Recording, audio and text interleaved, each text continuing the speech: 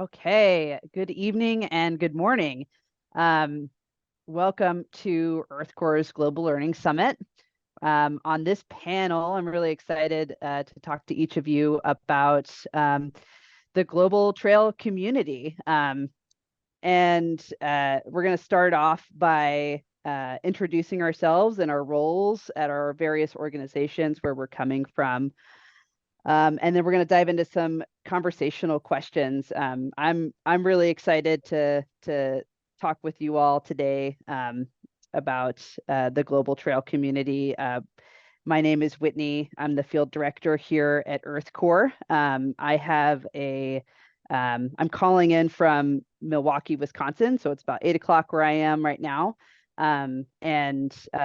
I have been at EarthCorps in and out for the last 10 years. I was a program participant in 2013, and I joined in staff in 2019. And as the field director here at EarthCorps, I work really closely with our projects team to fill our crew calendar with meaningful projects for their program year.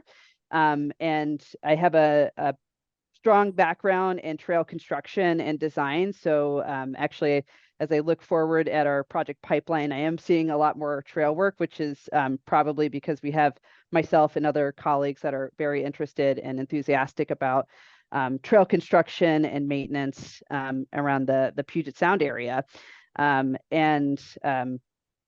So again, I'm very excited to be joined by this lovely panel of people. And I'm going to ask Ariadna if you would like to introduce yourself and where you're coming from. Thank you, Whitney. My name is Ariadna, Reida, and I'm calling from Seattle, Washington. It's about 6 p.m. right now over here. And I work for the organization, nonprofit organization that is based in California, but works all over the world, called Earth Island Institute. And for the last about 20 years, I've been involved in different projects to develop projects and run projects on environmental education and ecotourism. My background goes back 20 years ago when we've started a project that became an organization called the Great Baikal Trail back in Siberia. This was a lovely startup that developed into organization and brought a lot of people from all over the world. I was the first director for this organization, and that project and organization would not have been possible without involvement of EarthCorps, and that's been our partner for a very long time. And we had a lot of volunteers and staff members that went through EarthCorps trainings. Yeah, that's it, I guess. Thank you. Ashot, would you like to introduce yourself? Thank you so much. So I'm Ashot from Armenia. I have started my career back in 2017 from the first long-distance hiking trail project in the Caucasus called the Transcaucasian Trail. And now I am introducing Trails for Change NGO, a nonprofit organization working in Armenia on trail construction, maintenance, and community development programs and outdoor education for young people. I'm really excited to be in this panel and to share knowledge and experience with all. And we are having a lot of trail projects every year, and now mostly are focusing on trail education for young people to share everything, mostly for the rural communities. And we're also extending the trail network in Armenia in connection to the Caucasus countries.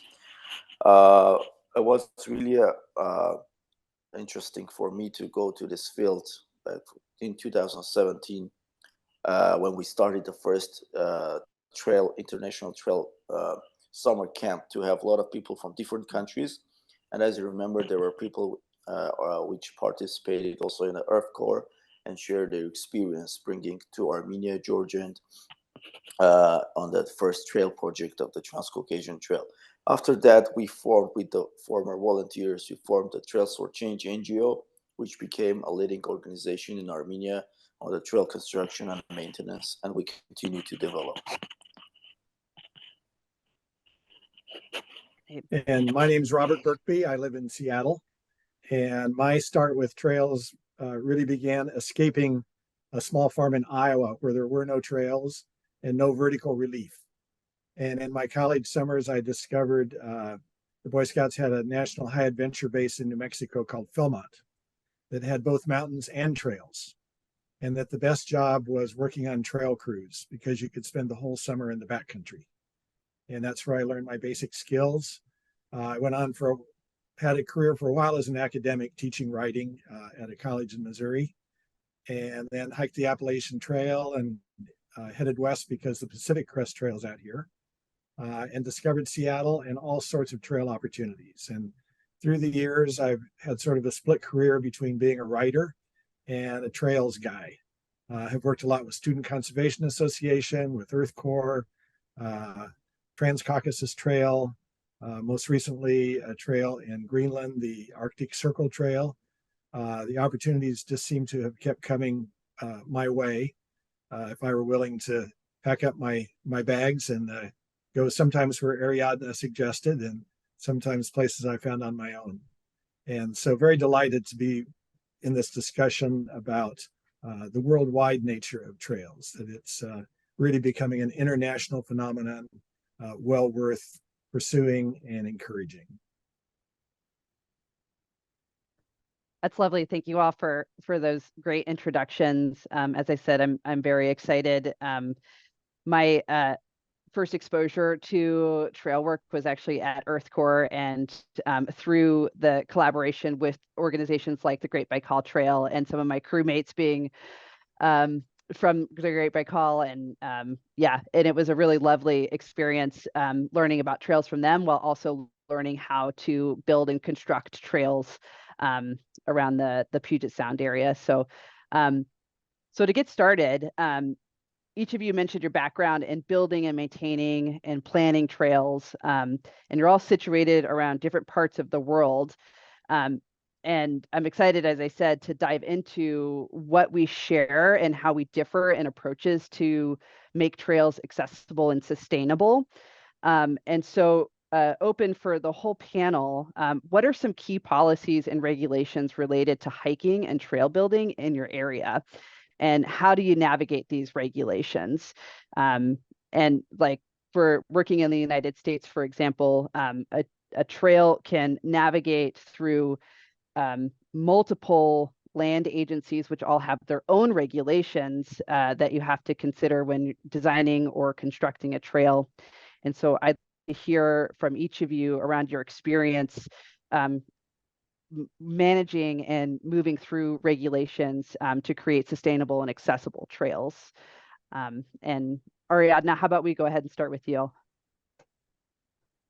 So a lot of our work was involved to strengthen the protected areas in the region. And I think I will refer to the Great Baikal Trail experience mainly, answer this question for now, because all places are different. And for us, when we try to encourage, strengthen, build capacity for national parks, it was about building trails. And actually the initiative came from them, that they would like to have trails mainly to manage tourists, to direct them to certain places and direct them away from other places that they would like to be more protected. So that, and when we got to work with them, that was following their regulations. And that was the best thing I think that we've done, created a really good relationship with the protected lands in the area. And it was very different, like national parks and nature preserves, which is another category of lands that is protected lands. They were very willing to create MOUs and contracts with GBT as a nonprofit organization and move forward.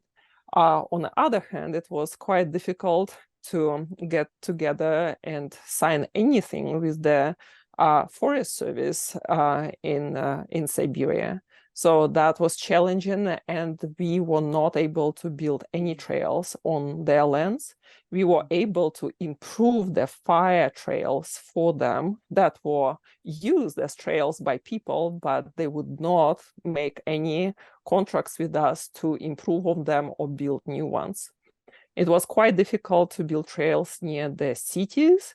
It became easier with time when the name was established, and the city governments started to believe that we are capable of helping out. So it was very different on different levels. And on one kind of bigger picture, I think that was on a regional level. On the bigger level, when we started to build trails, there was no other organization within the region, within the country, that was building trails. We were the first. And that started. There were no laws about trails, no laws about how they should be built, no specifications. So all this experience was brought from abroad and adapted to the region and became a model that eventually made it into regional law. And I can talk for a long time, but that's kind of, in a nutshell for now. Yeah, that's great. Robert or Ashot, do you have any thoughts around navigating regulations in your trail work background or in regions that you've worked? Yeah, I mean, it's quite, oh, sorry. So go ahead. Yeah. I was going to follow up with Ariadna, since I've been with her on a number of occasions in Siberia, working with various authorities, local and national people who had some control over what happened there. Both there and other places internationally where I've gone, one of the first big challenges is to figure out what the regulations might be. And on occasion, discovering there aren't any. Or if they have them, where did they come from? Why, who is behind these, and what's really at stake here? And just sorting that out, I've had occasion where I spent a month somewhere, and it was just the sorting out process of figuring out who can actually approve things. What's the heritage here? What have they done in the past going forward? We had the experience, Ariadna and I, this summer in Mongolia, going to a park that pretty seriously wanted a trail to build. And as we were looking for a trail to build, we suddenly, well, after a week, realized almost this entire park is on permafrost. And inappropriate for building a trail as we think of constructing a trail. And so we did a lot of what our effort there was figuring out, why do you want this trail in the first place? Secondly, are there alternatives that are already here? And third, if we're going to put in a trail, how technically can you build in a marshy, mushy surface? That came into play again later in the summer when I was in Greenland. The Arctic Circle Trail is 100 miles from the ice field to the sea. And they began using all-terrain vehicles on portions of this historic trail. The entire trail is on permafrost. And the areas that are being used now by all-terrain vehicles are just being torn to shreds, because that's what motorized vehicles do on permafrost. And our job was to relocate 20 miles of the trail to just give over the part that the all-terrain vehicles are already using, and give hikers an area that's not open to all-terrain vehicles. But there too, a lot of the discussion was, why are you allowing all-terrain vehicles here at all? And a lot of people had really compelling reasons that they brought to the table about that. We had long discussions about, well, if you're going to do that, how can you do it in a technical way that doesn't damage the environment? Or if it does, do you just create a sacrifice zone? Historically, with Inuit people using these trails in the winters with dog sleds and so on. I mean, there were so many really interesting and compelling arguments coming from different directions, that simply piecing together what's really at work there on the land and how can then you address that becomes a big part of the challenge, and also the satisfaction of figuring it out. Yeah, it's part of the challenge in trail construction and trail design is the point is to invite people in and have an experience, and at the same time, it's as the more people you invite in, the more potential there is for resource damage in those natural areas. And I have a lot of follow-up questions I'd love to ask the two of you, but I'd also love to hear from Ashot around some of the regulations that you have to navigate, and what are some of those challenges that you've experienced, Ashot? Yeah, it's kind of the similar situation which Ariadna was talking about. Like when we started back in 2017, the first professional trail design and trail work in our country. Of course, there were other trails before that, and there were mostly jeep roads, dirty jeep roads, and just old historic trails used by hikers or visitors. We started the first work with National Park, one of the national parks in Armenia, which was a great experience because, of course, before that, a lot of trails were included in the management plans as an ecotourism ways or ecotourism paths for national parks. And it seems that the model worked as like having the MOUs, not regulations for digging the dirt, but just going to work on the trails was not a surprise for the national park.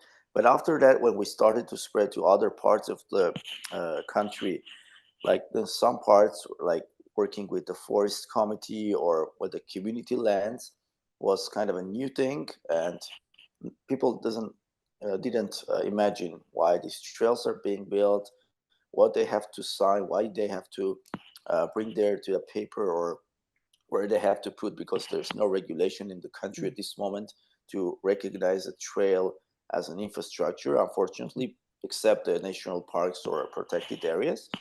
But then after that, the State Tourism Committee, which is mostly the head of managing tourism in the country, started to again recognize that trails are really important things for the tourism industry. We brought the guidelines for trail marking and standards, one standard guidebook, which is also mostly the same with Georgia.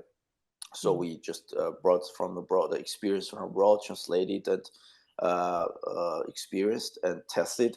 Now it's good that now we are working on the trail construction manuals or guidelines to be the same for all country, and the national parks protected areas are starting to more focus to be interested to bring the trails in the management plans, to recognize, to have buffer zones for trails to keep them managed and bring them on the table. But of course, there are a lot of challenges yet, because there are communities or protected areas which again do not want to dig into that because then they have to manage these trails, but they don't know how. Of course, we support as much as we can. And of course, some protected areas and land management agencies or community management organizations do recognize the importance and are really happy to have trail builders or trails in their plans or development strategies.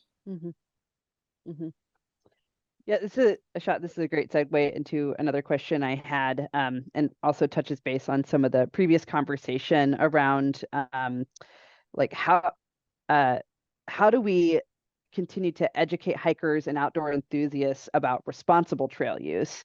So this would be in like leave no trace principles, safety on trails, and limiting again that resource damage, expanding beyond just the tread itself off into the surrounding natural areas. So Robert, you had started to mention some of your work in some really sensitive habitats.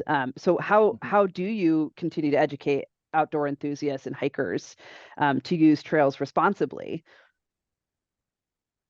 Well, I think ideally, if you can encourage young people to begin in the right ways, I've worked a lot with the Boy Scouts of America, written some of their manuals, outdoor guides, and a lot of what we emphasize there is starting small and starting responsibly, and that's one way to do it. Another challenge is people who come to the trails without any foreknowledge, without any background in how you treat the outdoors. You can do a lot with signage, with interpretive efforts. You can do a lot by people who are also on the trails providing a good example. But that's a big challenge of how do you encourage people not to do something so simple as cutting switchbacks. Nobody cuts switchbacks going uphill, but there's a real temptation to cut them coming downhill, and how that sort of the ethic of that a trail carries with people who are there with their informational signs and so on. But it's difficult to know. Hopefully people who are on the trail and see things that are being done can gently encourage better behavior and see if that works as well. Yeah. Ariadna, you look like you have a thought. Yeah. It starts, I think, always with planning. If it's possible to do. Sometimes we start doing something without having a bigger plan or having resources for that, or we think we don't have resources. So it's kind of building trails. We always said it's an excuse to do many different things. And one of the most important one is education. So there were multiple approaches how to encourage any visitors, any hikers to take care of the land. And for our experience, we had international camps, 2-week long. Half of the participants would be local and half would be internationals. And they were stuck together for 2 weeks building trails, but also would have some fun on a weekend doing some local activities. And all the camp was planned using the LNT, Leave No Trace principles, although those days nobody called it this way. We just tried to minimize any impact on nature the way we thought should be. So a lot of these people, they were the first people who were educated how to behave in nature, and they took these principles back to their homes, trying to find recycling programs in their places because they've been doing it, trying to do composting because they've been doing it for 2 weeks. Since there were a lot of local people involved, that helped to raise their pride in having this treasure of Lake Baikal in their backyard. And when other people showed that they respected and enjoyed that kind of helped them to start taking care of it too. A lot of places we try to, talking about planning, to build in a program, again, started to plan it with local people. With national parks, but as well as villages who lived on national parks lands or nearby, that they could help out first to build trails. So we would involve them into building trails themselves in these international camps. That was exciting opportunity for them because a lot of them never left the places they were born. So for them, bringing the world to them was wow. And after that, they would be kind of guardians of the trails. They would hike them and then they would report what needs to be done. And that kind of this collaboration and a little bit of planning in advance, because maintenance of the trail, as we all know, is a big part. Build is like, 2 weeks you have a stretch of trails, but who will maintain it? Right. So that was an important part. And then, like Bob mentioned, that's very important to think about how people, like structurally, will people go certain places or not go in certain places, and putting signage, and again involving local people and helping this out.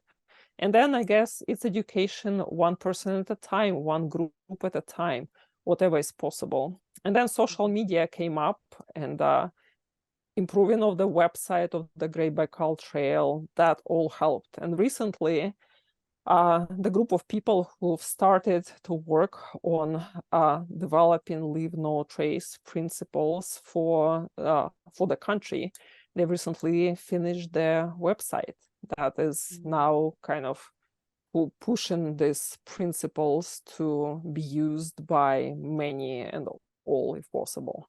So multi-stage, multifaceted approach. Yeah, I couldn't agree more. In my experience in trail design, it's been very rare that the design that I've been asked to consider or create isn't in response to a poorly placed trail to begin with. It's usually moving it, or when I'm doing a reroute or walking and assessing a trail for the first time, I'm often muttering about, well, we shouldn't have been down here in the first place. We should be up there. We should be skirting the hillside.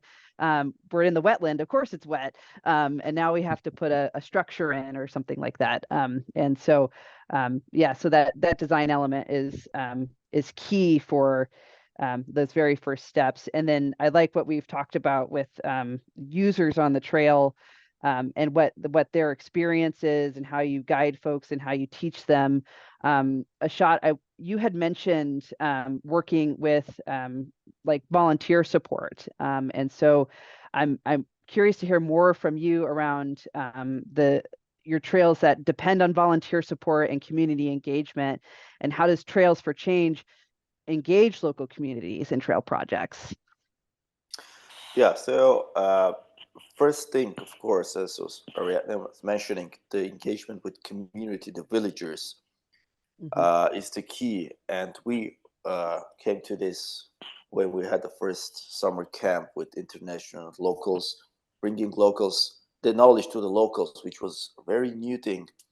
Why we are building the trails, what these trails will bring. So this was the idea, which the organization is also called Trails for Change, to bring the change to the communities by trails.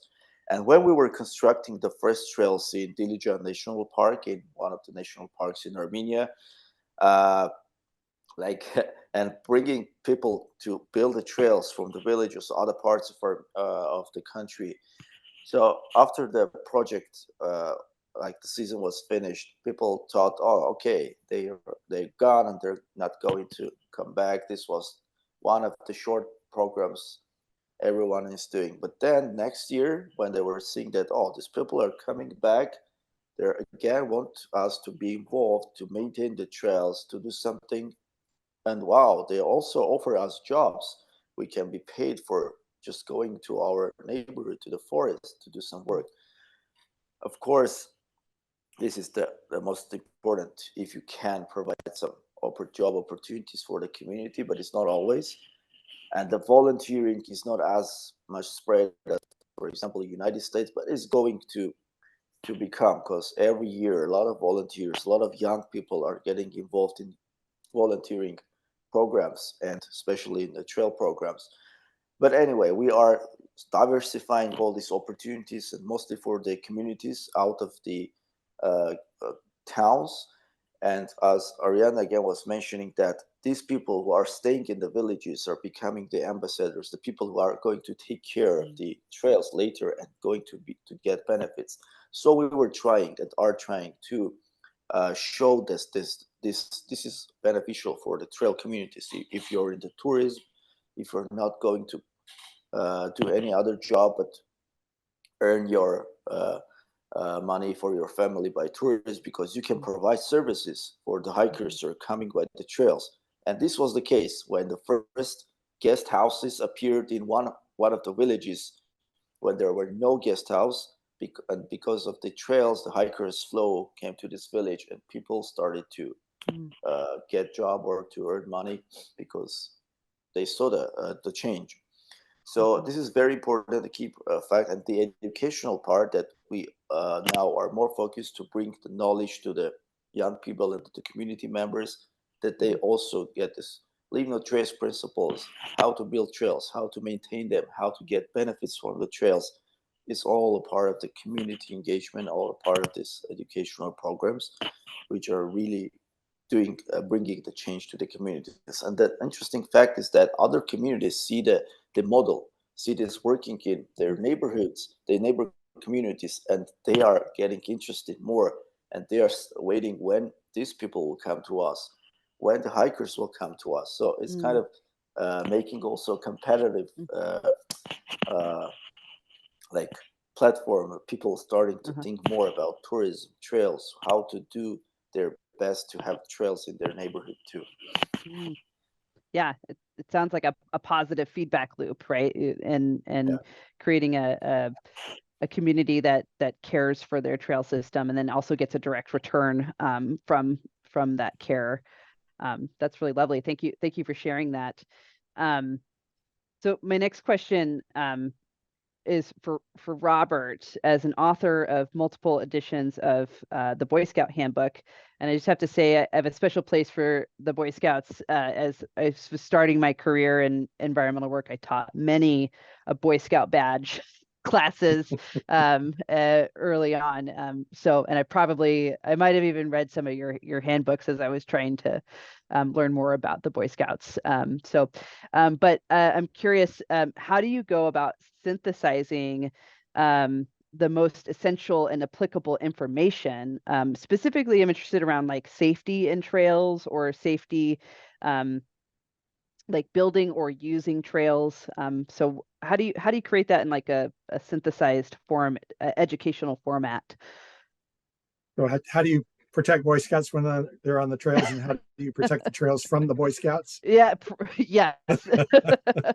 The early Scouts, the camping that they did and the hiking they did, generally they always carried an axe. That was just part of the equipment, and they do all their cooking over open fires, and today we just don't have that need anymore. But to a 12-year-old kid, to have an axe and get to use it is a really pretty big deal. And for a lot of kids to be able to go off in the woods with Scouts and use pocket knives and chop things and saw things, that's part of the deal. And if you can direct that toward trail projects, it's a great way to mix that energy and that eagerness to use tools. And you can introduce a whole lot of other tools that come into it along the way at age appropriate levels. So I think that's part of it. And going on the experience of leaders and what they know, and people learn by doing, and they learn by being mentored. And that's where we come in as people that have some clarity about how best to run trail crews and so on, to share that knowledge and help those who are coming up to do the right thing as they go. Can I add to that? Yes, please. Like when we were just starting, I remember the first thing that I've translated, and I learned some years later that it was Bob's writing, the small booklet on how to build trails. And the biggest part that was of interest to us, it was safety. So that was essential. And then came the structures and all the other stuff, because we were planning to run international camp, and safety and different standards of safety, because like for local people, it's one level of safety. For internationals, it's different. And making sure that, first of all, everybody is safe was essential. So that was one of the first things that we've translated and used in Russian, that was produced by Bob. And then we translated the whole book, Lightly on the Land, that was essential for not just the Great Baikal Trail, but many trails. They started to pop up all over the country. And I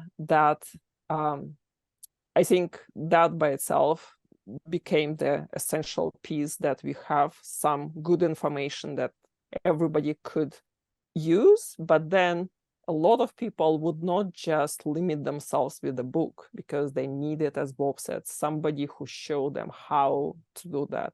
And we would invite, we actually, for safety on the Great Baikal Trail, we found a local doctor who went to the United States and he took a course on safety, and he brought it back.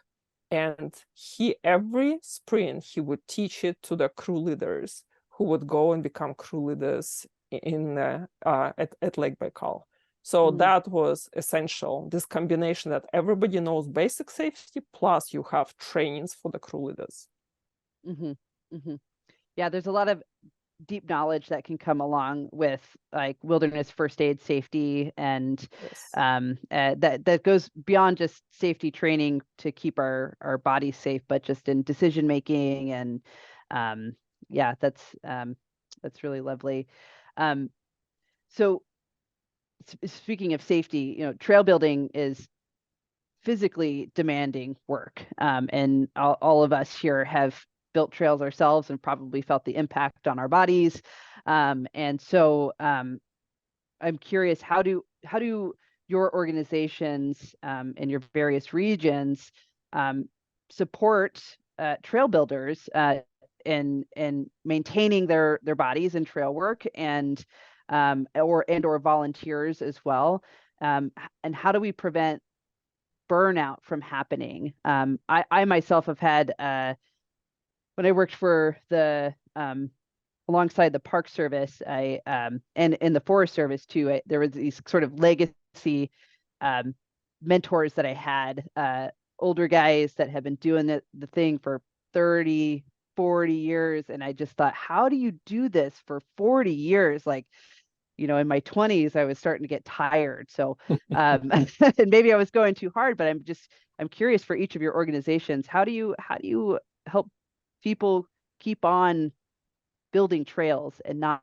burning out their bodies? Maybe Ariadna or Ashot. Yeah, let's start with you. Yeah, so the thing is that I remember my first experience in 2017 back again. So I lived in the forest for 3 months, having 2 days off in the nearby town, and I was so happy to have this summer 3 months for my body to have this experience on the trails, because then I saw, wow, I have this muscle. And then, of course, year by year, I bet more on the project management, getting less trail building, and now I really miss, but sometimes, of course, I do go and work. But I really saw this impact, like in a positive way, but also like that this can be unregulated, or people should focus on, should control this, of course. So now we do this conservation corps programs in our countries. Like one is called Youth for Change Conservation Corps. And the first thing is, again, we'll start with the safety, with the tools, how to, have all the safety procedures. And for the people who are newcomers, who don't know what can happen. So the first thing, I think, is the knowledge we bring on this summer camps, this educational camps. And of course, people who are getting interested to work more and more,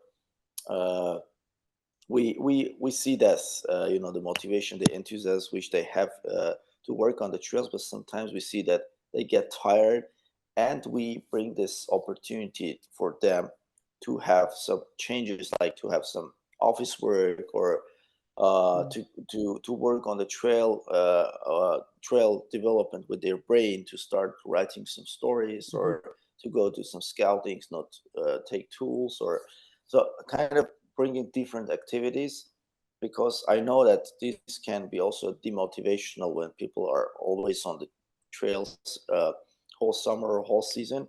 But of course, there are people who like that, and you can't take them out of the trails. But surely we are really focused on the safety, and bring the knowledge to people So we don't want to lose anyone. We don't want to lose the people that get out of the trail if they are really good in it and really like. So some things should, which we really put our eyes on. Yeah. I think some of it is, if possible, providing variety, that you're not doing the same kind of work all the time, and people are able to see progress as you're going along. I had a trail crew some years ago where all we did day after day was clear slough and berm off the trail. And it was really compacted, and it was really hard to get the trail as wide as it should be. And we just chugged along day after day after day, and they were getting really tired of that. And one day I ran ahead a few hundred yards, and I tied a piece of flagging ribbon across the trail from one tree to another. And I came back and I said, my gosh, I hiked up ahead, and I found something. And worked around the corner, and they saw it, and they said, is that the finish line? And I said, that's the halfway point. We're almost halfway. And they said, that's great. We had no idea. So you can people in that case. But I think another aspect of it too is just the social nature of trail work. If you're just a few people on a professional trail crew, you're getting paid, and that's a big incentive. We work enormously with volunteers, and I've had the experience like that crew with the ribbon across the trail through social media. People that were on my crews decades ago now, who are in their 40s today, but were with me when they were 16 or 17 years old. We've reconnected, and I talked to them about those programs. Some of those programs I remember as really rainy, muddy, miserable. People didn't get along. The food was, it was a tough program. They look back on it as one of the great events of their lives.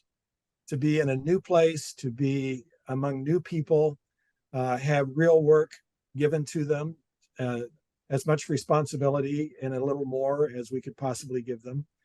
So I think we sometimes see things through our adult eyes, through our experienced eyes, and it is a little difficult to put ourselves in the place of people doing this for the first time or early in their trail experiences, and how really life-changing all of that can be, even if you're just widening a trail day after day and camping, going back to camp at night and cooking your meals and being with your group of friends that you'll be friends with forever. And goes back to planning, because we planned the building season at Lake Baikal is quite short. It's pretty much 3 months only. So, and all the work was with volunteers. So the main people who we worried about were crew leaders. For crew leaders, they all came from younger people, and some of them were as young as 18-year-old, become crew leader, leading a crew of people, and they might have volunteers who are, 70, 80-year-old internationals. That was huge responsibility. And that was definitely a leadership training that we didn't think about as a leadership training. We just needed crew leaders. But it ended up that so many people who went through being prepared to be a crew leader, lead the camps, they became leaders in different kind of settings, environmental settings, future in their careers. And for them, it was spacing them and seeing that they lead 2 weeks and then they have some rest before they lead another 2 weeks.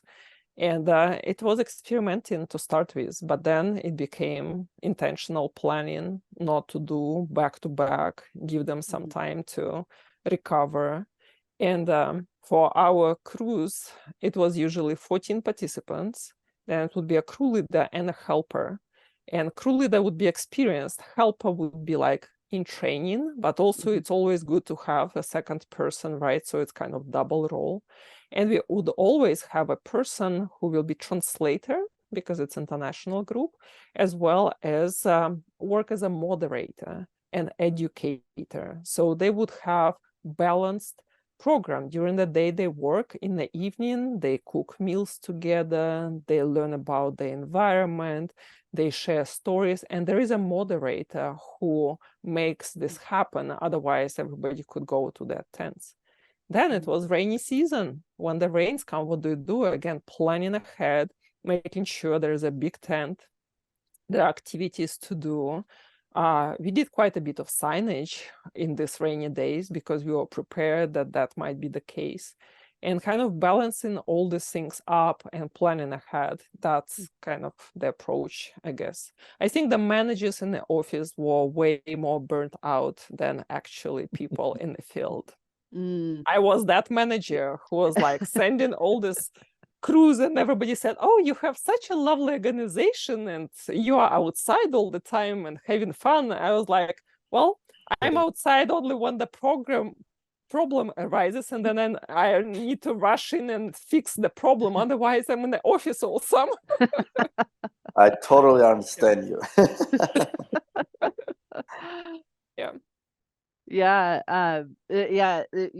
This conversation is bringing up some old memories of mine, and how special my backcountry time was with the crews that I led and was on. And I remember on one trip, we were building a turnpike and we were harvesting natural materials. It was granite. There was a granite scree field, and the job was to fill the turnpike, and then we were going to crush the rock inside the turnpike to make our fill.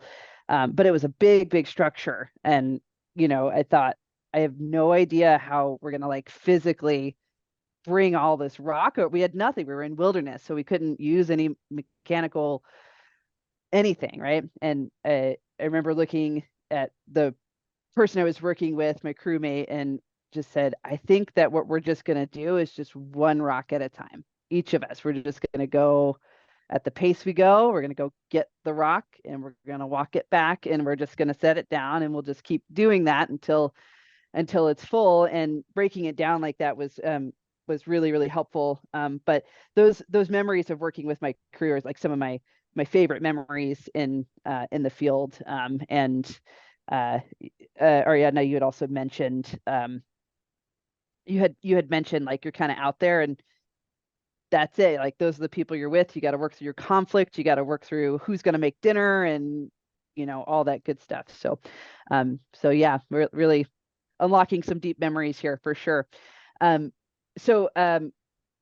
Robert, I'm also curious for you, for regions or organizations just beginning their trail building. Actually, this could be really for everybody because it sounds like everybody has pioneered a new organization. But for those who are just beginning their trail building journey, organizations, what advice or best practices would you offer to help them get started and develop sustainable, accessible trails? Mm-hmm. As I've been listening to these various stories, one thing that strikes me is both Ariadna and Ashot are involved with programs that have a huge goal. When I first went to Lake Baikal, what I learned from Great Baikal Trail was that they were going to build a trail around Lake Baikal, which is 1,000 miles. The Trans-Caucasian Trail, it's probably 1,000 miles when it's completed, and it crosses borders of 3 countries.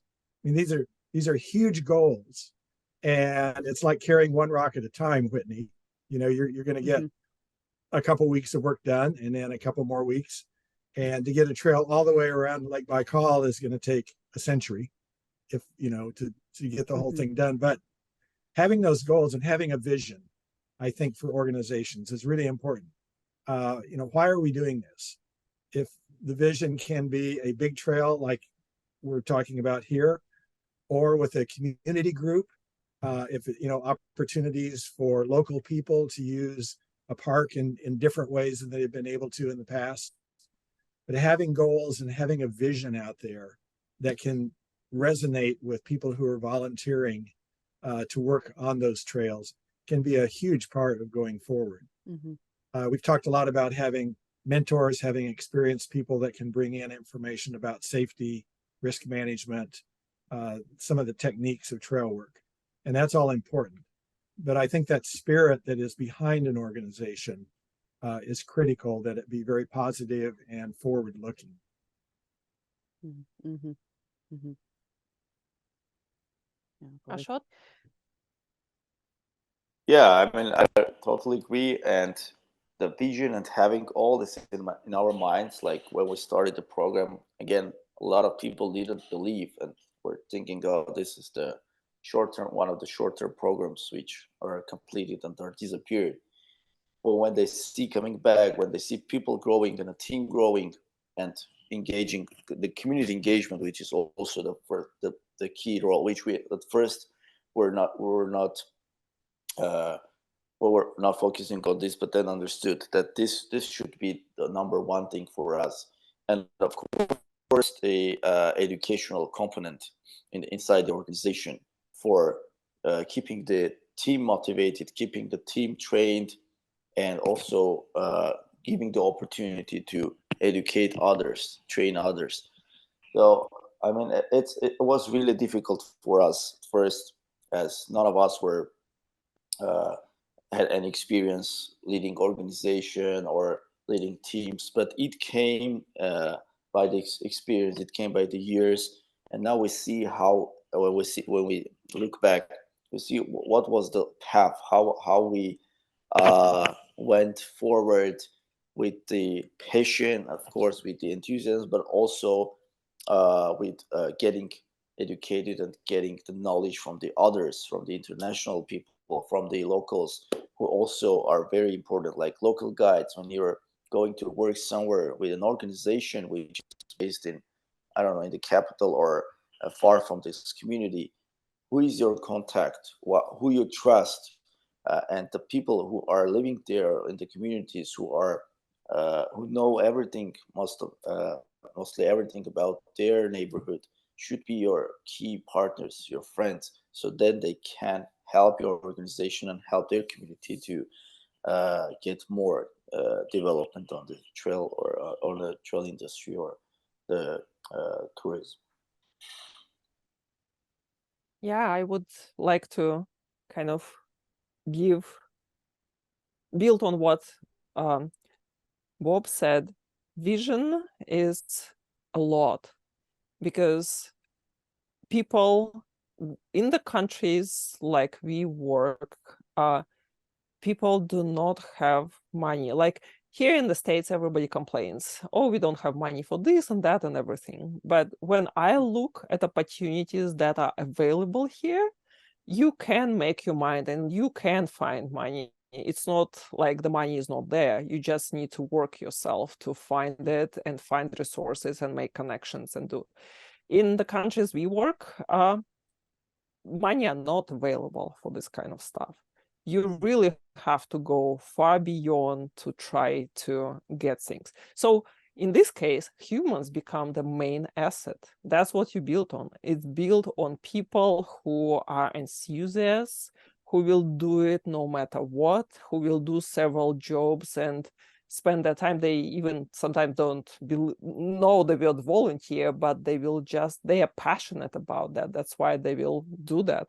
So, and only vision can unite people like that. When you started the Great Baikal Trail, the main kind of vision that we shared with a lot of partners, that we do not want extraction industry around Lake Baikal. There are all kinds of natural resources in the ground over there. And however bad the tourism might be, it never will be as bad as bulldozers getting, all the nature bulldozed over there. So, and bulldozing starts with roads. So people want access to places. They want to go, and they will go sometimes no matter what. If you provide a trail, they will go by trail. If you provide a road, they will go by road, but it will be a different level of people getting there and doing what they want. So over 20 years, I think the biggest success that fulfilled the vision, that there were a lot of trails built and providing access instead of roads, instead of industry. So that kind of about the vision. And talking about nature, I think one of the important tips for anybody who starting building trails, and the hardest skill, I would say, is a correct siting of the trail. It's easier to learn skills how to put constructions and, crush rocks and everything, but how to site a trail, having nature in mind first and visitor in mind second, that I think, and using the people. I don't know, Bob, how many times you came to Baikal to site. It was year after year. Bob will come in the spring and together with several crew leaders go and plan for where the trail would go. And only because of that, going with a mentor and helping and trying to think how he thinks, people develop the skills, and now we have several good sighters over there. Yeah, so, but sighting is a biggie. Mm-hmm. Mm-hmm. Yeah, when I'm teaching trail design to our program members, something I like to spend a little bit of time is on placement and a little bit around the psychology of trail users as well. So people are there to see the natural beauty that is there. If it's a waterfall, people will go see the waterfall, and so your placement of where your tread is important to consider when thinking about protecting the natural resources that are making that place special, right? And then as we are constructing the trail itself, the tread, thinking about where, like we always say this, and one of my mentors taught this to me, that no matter how tough your boots are, nobody wants to step in water. You could have muddy boots, and I do it myself. I catch myself all the time kind of stepping off to the side. And so when we're actually constructing and placing that tread, the importance of thinking about the psychology of, well, where is somebody going to put their foot around these rocks? Are they going to start stepping to the side, and then we get a wide tread over many years? But Ariadna, you sparked another question for me when you were talking about vision and accessibility, and I'm curious for everybody around how do we design trails that are accessible for all users with different accessibility needs. And I'm familiar with some of the ADA compliance here in the United States, but I'm curious for the Great Baikal Trail, or for Ashot, for your organization, how do you two navigate accessibility in your regions? You want to start, So, Ashot? Mm-hmm. No, you can go. You can go. No, okay, you started. You go. All right, thank you. So yeah, the great thing was that again, when we starting the first professional trail work in Armenia, we had an expert from California, and who is also the founder of Trails for Change NGO, Hans Kafer. So we got a lot of knowledge. Of course, he was the first designer. He did the first designs of the trails, of the first sections of the Transcaucasian Trail, and then later on other projects. And he continues to come to Armenia every year and do more trail design. This was the best knowledge we could ever get, ever, to have the right trail designs, because we saw how a bad trail can be and how a really good trail should be designed.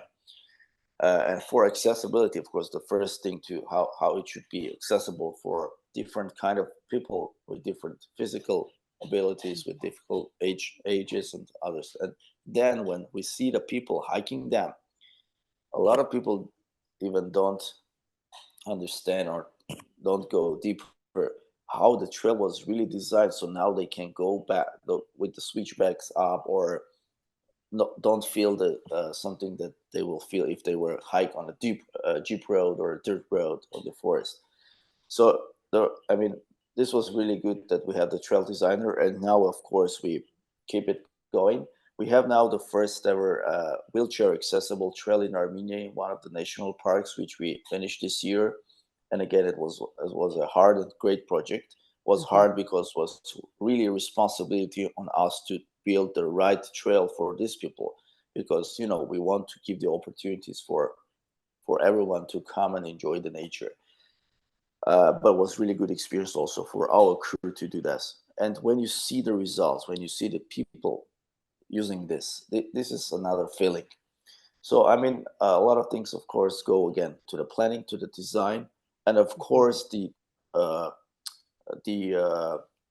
goal. So you have to do for everyone, to the people, to come to the nature, starting from kids until aged people, and you have to do it professionally to get the best results. Ariadna, I think about the trails on the east side of Lake Baikal, that when Great Baikal Trail Association started, you were just trying to figure out how to put down any kind of trail. And with success in that, people began to see that this is great for people to go hike. I'd like my friends to come, a friend who's in a wheelchair, or my grandparents. This would be nice, but these trails are too difficult. And sort of an outgrowth of that, near Tanhoy, there's a long boardwalk that goes out through a gorgeous marshy area up toward the mountains that I think is still being added on to. A really long and elegant boardwalk that evolved out of learning the basics and moving forward. One of the people involved early in Great Baikal Trail, Andrei Suknev in Ulan-Ude, very involved with urban accessible trails. How do you get people in cities to visit their city parks? And he's finding ways to make it accessible for anybody to go on them. And so I think that's kind of an outgrowth that, we were talking about, how do you organize new organizations? It may be a little while before those projects evolve, but they're there, and they're going to, as people gain skills and gain realization of what might be possible, those can happen as well. So going back, that trail is an excuse, because we brought the concept of trail as something new, but also together with that was brought the concept of volunteerism, because nobody knew what volunteer is. And the old style Soviet volunteer meant that you have to come on Saturday and work all day for free. So when I would use the word volunteer in Russian, they would look at me like, are you crazy? I'm going to do it? No way. So we started to use an English word, volunteer, kind of adapted to Russian language, and started to fill it up with meaning. What does it mean? What benefits people have when they volunteer? Same thing with accessibility. Together with trails came a new concept, very new concept of accessibility. And as Bob mentioned, that came in the city settings first. The first, even the pavement and the, how do you call it? The for the wheelchair to go from one elevation to another, the ramps, right? That was the beginning because of the trail. And then it was building short trails, for example, near a museum, that would allow people in wheelchairs to explore the area. Then we also built a trail in Botanical Garden that helped people to navigate over there. And we then doing the city trails, that was the same thing. So one trail, 3 new concepts for the country. Wow, that's amazing. This is also reminding me of in trail design how important it is to design your trail to the like appropriate user. And I always like to use these examples from the International Mountain Bike Association. They have some really good graphics on how to build a bad mountain bike trail that is too abrupt or too steep, and realizing that, again, like if if it's not an appropriate trail, people will still find a way, and it might not be the most appropriate way, or it might not be the safest way to utilize that trail. So again, all coming back to that planning and design of your trail to start is the very first step. So I have just a couple more questions. One that came up for me earlier was all of you have spoken around working with local communities and volunteers. And I am wondering how do you, or if you incorporate local knowledge or indigenous knowledge into trail design or techniques. How is that knowledge passed into some of your work that you've accomplished? And this is, we'll start maybe with Ashot. I've heard you talk a lot about your local communities. Yeah. So this is really my favorite topics, because at first we were building the trails. I mean, we did a lot of new tread cuttings. When we discovered that in our country we have a lot of ancient trails which have been used for ages, decades, centuries ago, for connecting villages to monasteries, connecting village to village, or a village to the fields. And these trails, I mean, these were not trails, these were roads for horses or donkeys, because there were no cars. But these were so well designed and constructed that now we use them as trails, putting them on the maps. I know there are a lot of countries in the world do the same. For example, I hiked in Greece, I saw the same.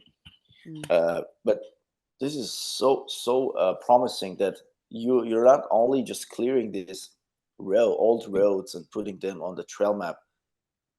And this is we do with help of the local people, because they all know where they are. And now we have the trail eyes, and we can see from a distance this was an ancient trail, ancient road, so we can now bring it to the maps. And when you hike it and when you put it information about that, this is another value. When hiker hikes on a trail which have been used centuries ago, and you just feel go back to the history. But of course, this is because we use the knowledge of the community, of the people who live there. And of course, a lot of maps, different maps, Soviet maps, which show the old trails to there. And the mountain guides who are always in the mountains can find something and then report to you, oh, I found some piece of trail. It could be some piece of or a part of a wide network. So this is something which I sometimes call we found a gold in the trail industry, because I really like this, when just finding these old paths, putting on the maps, clearing them. It's really easy to maintain, not to dig another tread, and also for the environment. We're not just touching the ground. We are just clearing and putting on the maps. Yeah, it's also just reducing continued impact in the area too. If you already have something that exists, utilizing that first before creating another way. That's it's smart design and smart process too. Yeah. So for us, it was not so much techniques that we used, but the knowledge where to site a trail, where the resources are that locals do not want us to go, and otherwise, like some fun places that we can show tourists. So that was kind of one of the things. Another thing is their stories, especially older people, native people around Lake Baikal. There is a big nationality that is close to Mongolians, and they occupy half of the area around Lake Baikal. And their main religions are shamanism and Buddhism. So there are a lot of stories there that could be incorporated in education, or finding other approaches to teaching leave no trace, for example, from the standpoint what is sacred. And that will definitely cater more to the audience that comes from around the lake. So yeah. Part of my experience with all this in the mid 1980s, working with SCA, we started a wilderness work skills program, teaching week-long trail building courses and inviting people from organizations, from the Forest Service, Park Service. And we started in Yellowstone. We did 4 programs in a row for 2 summers. And then we felt we were smart enough and skilled enough, we'd take our show on the road. And so we outfitted some trucks and started these long road trips all over America to different parks and forests, and to bring the word of trails as we had discovered them. And we learned very quickly that we didn't know all that much, that every part of the country had their own skills. And they were very, very proud of them. And in many cases, they had learned through oral tradition. There wasn't much written about trail work at the time. But we went to the Sierras, and in the Sierras, they have all that gorgeous granite. They could build rock staircases up and down anything. They were not very good building a bridge. They were not very good designing a trail, because you always just build a staircase. So it didn't really matter. Come to the Northwest with all these great trees, and you could, build a 70-foot bridge across anything, with an axe and a few chisels. We went to the East Coast. We discovered there weren't any switchbacks, because as those trails developed, horses were not part of the mix. Western trails have switchbacks because in the 1800s, distances were so great, you pretty much needed a pack string to get up into the mountains. So the Pacific Crest Trail has switchbacks. It's open to horses. Appalachian Trail open to hikers, but no horses. And as we went around the country, we assimilated a whole lot of information, and the book Lightly on the Land is a distillation of what we hoped would be one good way to go about doing trails. If you do this, you'll get it right. But there are also all these other local variations and great stories and great traditions that make this whole trails world so fascinating and so interesting. So I think to answer your question about the local cultures and all that is, we very quickly became facilitators rather than instructors on our road trips. And we became listeners rather than preaching the word of the SCA from Yellowstone. And by being open to what was locally done, we could add to our own skill level and perhaps encourage them to pick up a few of the things we brought along. But mostly we got to learn and to see what all was out there. Wow. Yeah, that's really great. So I think we're about at our time for the evening, although I feel like I'm talking to 3 legends in the global trail community, and I could probably keep asking you all questions for the whole night if I had the time. But in closing, one question I want to ask everybody is there a trail that is on your bucket list that you would like to hike, or what is a trail that you hope to hike in your lifetime as a bucket list item? I want to hike. Oh, go ahead. Well, I was actually going to start and just say the GBT, as soon as I learned about it 10 years ago, has been on my list, and I hope to get out there, at least to hike part of it, and also the TCT as well. Learning about that trail, I've also held that one in high regard. So I was very excited to talk to both Ashot and Ariadna today about those places. But sorry, go ahead, Robert. I cut you off. Oh, I was also going to add the Trans-Caucasian Trail. I'd like to hike more of that. I haven't yet finished the Arctic Circle Trail. I've just done 20 miles of the 100 miles. So that's very high on my list to go back and finish that.